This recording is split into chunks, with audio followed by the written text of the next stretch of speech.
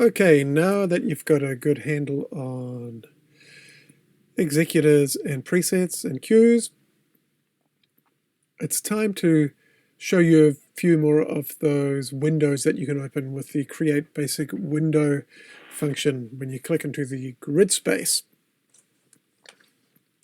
And I'm going to try and keep kind of short with those. There's quite a few to look at, but this is basically a taster that you're meant to explore more if you wish.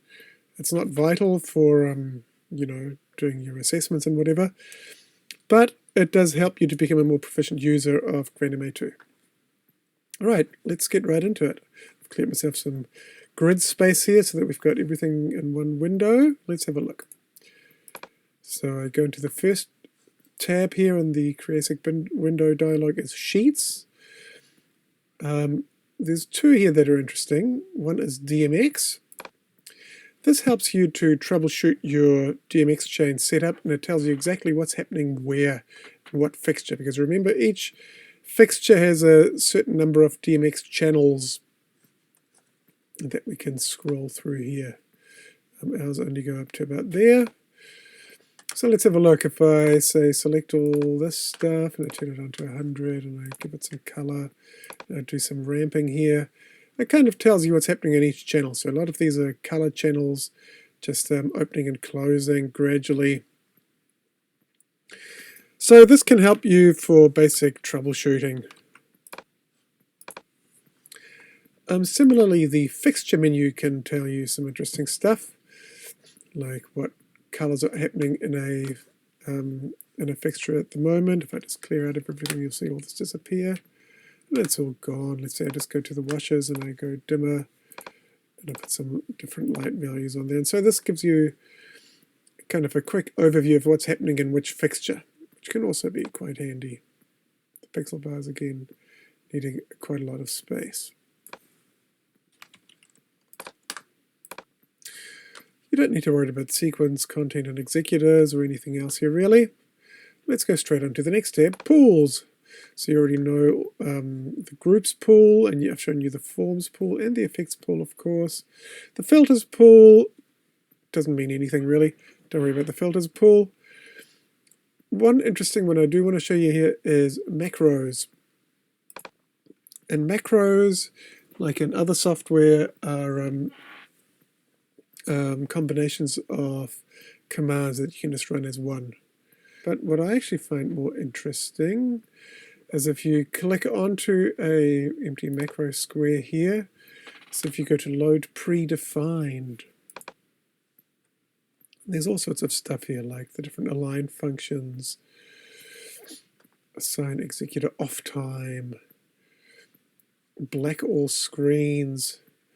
What's interesting here is I'm selecting odd and even fixtures. Let's add that. And so now if I select absolutely everything here, I click even, it selects only those ones, 62, 58, 60, 56. Then you can do stuff with just those, just the even numbered fixtures, for example. And there's lots of other macros that you can explore.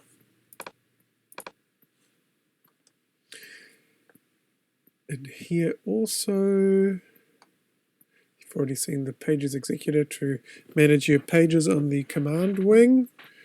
Sequence, this shows you all the sequences that are spread across your executors. Remember here, each of these things represents a sequence of cues, and here's another one.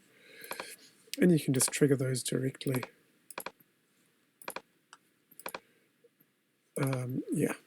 Without them being in the executor.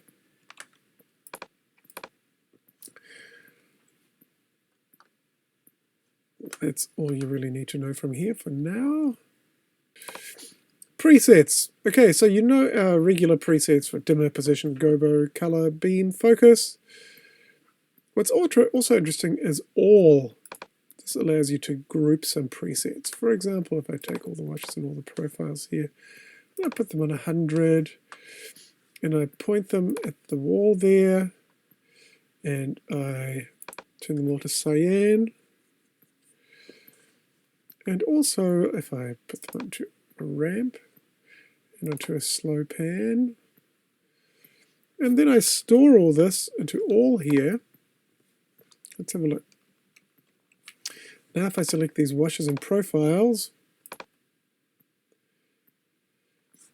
it does a lot of that. Not all, but a lot of it. So it does dimmer, it does position, and it does color, but it does not do the effects. So that's because the effects are not presets, but in a pool. It's not a preset window, but a pool window. So therefore, this is, you can group all these presets. And just remember, effects is not a preset window.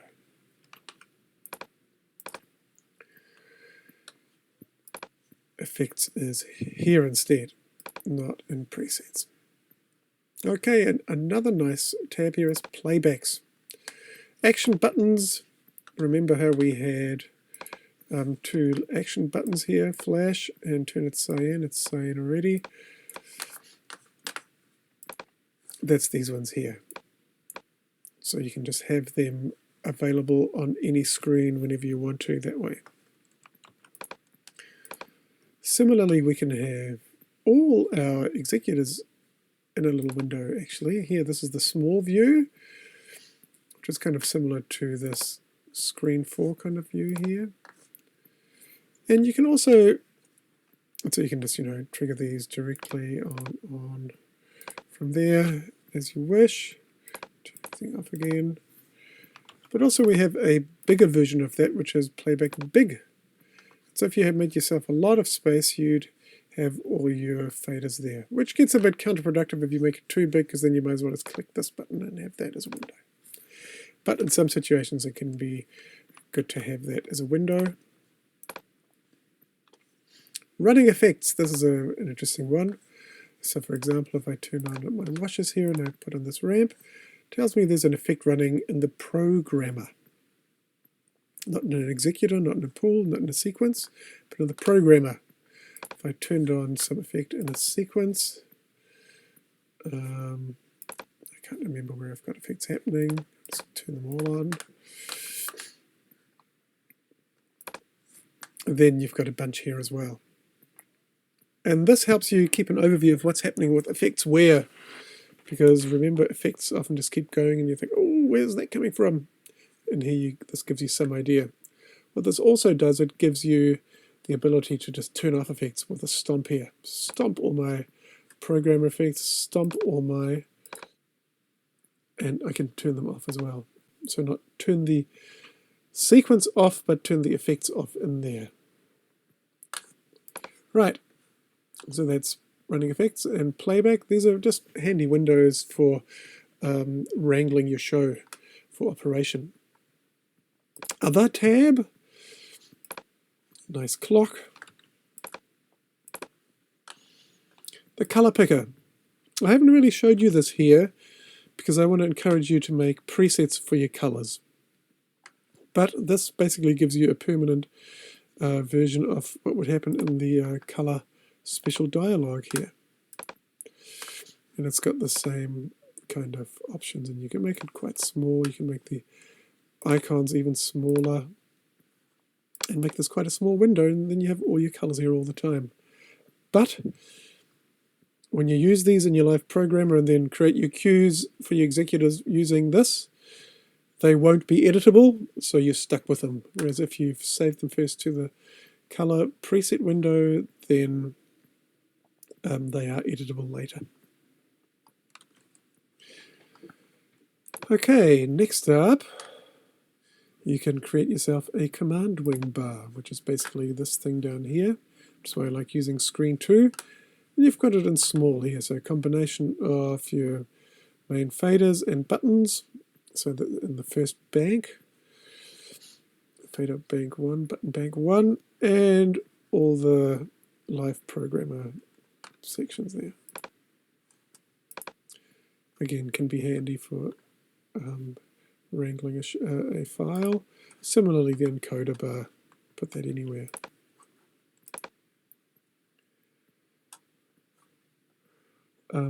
masters. I've talked about speed masters. Here they are. So you remember when we set our effects speeds,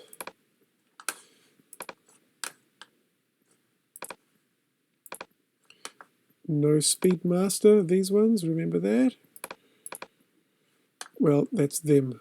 So you could set them to different BPM, and you can also click learn to enter BPMs manually, 1, 2, and so on. So you could have up to 15 speed masters here, plus the BPM, which is informed by the sound input window. And that way you could also run a whole bunch of different speeds. That's the masters. Smart is an interesting one. That kind of, if you remember what's happening in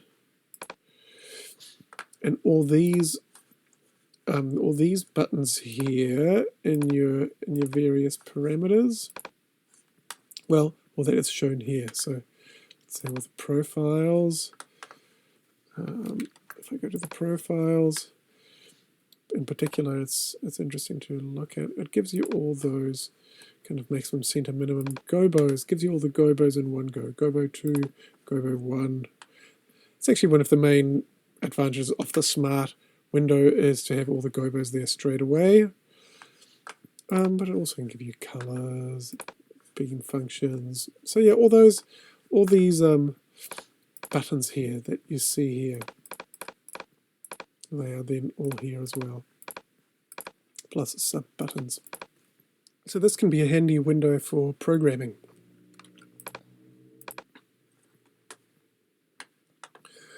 The stage view. This is like a wireframe version of what we see over here in GMA3D. And remember, on our big console we don't have GMA3D because it's not a sort of a standard computer, but a computer inside a console. And there it can be quite handy to have a stage view especially. The two are linked, as you'll see when I go like this.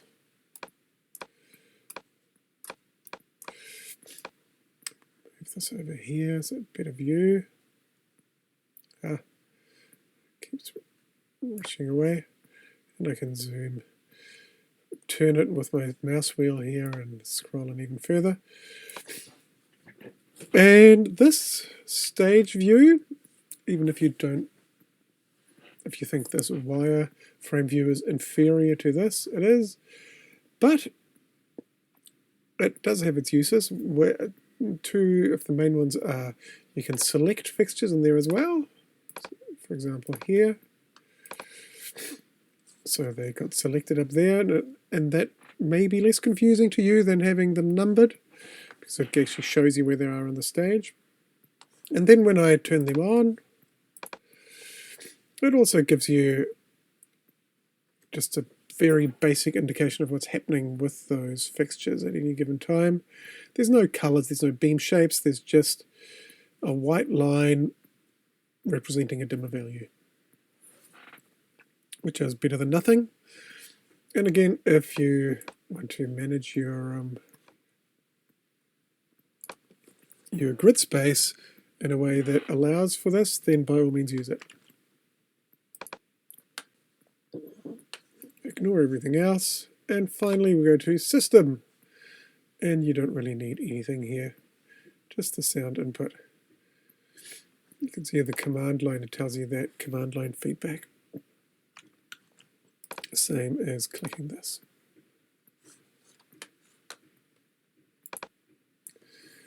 And that is all the extra windows that you need. They can be fun to explore, and you could spend a good half year on optimizing your ideal Grand MA programming setup and another one for operating. You don't have the time for this now, but if you explore this software more in the future, or if there's any things in there that you saw that are just, oh, I need that, I need to have that one, then yeah, use them and explore them. And I thought this was going to be the last video, but I've actually got one more coming up.